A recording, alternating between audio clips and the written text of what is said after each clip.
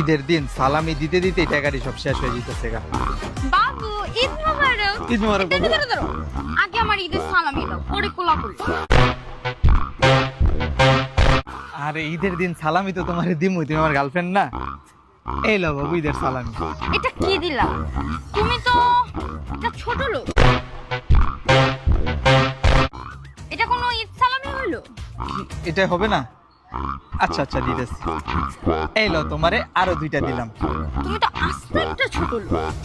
মানে আজকে ঈদ না আসলে আমি জানতেই পারতাম না তোমার মনের ভিতরে যে এরকম।